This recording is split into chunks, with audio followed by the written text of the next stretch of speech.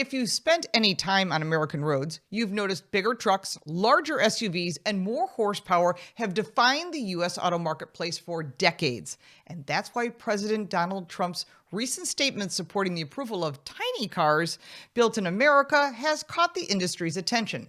It challenges deeply ingrained assumptions about what American drivers want, what automakers want to build, and where they're allowed to build them. Trump's announcement was unusually direct. He said he had approved tiny cars to be built in the United States, noting that manufacturers have wanted to do this for years and pointing to their success overseas. He emphasized that these vehicles could be powered by gasoline, electric, or hybrid systems and described them as inexpensive, safe, fuel efficient, and ready for the near future.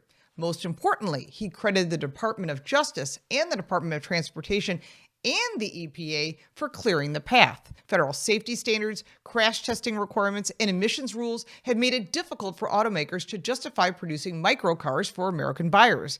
Even when small cars had been offered, such as the original Smart 4.2, sales have been modest at best. They were actually really bad. But Americans have generally equated size with safety and value, regardless of the data. That regulatory wall may now be shifting.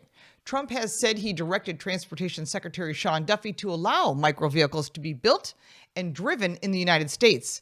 If that directive translates into regulatory change, it could open the door to an entirely new segment of vehicles that simply has not been viable here before.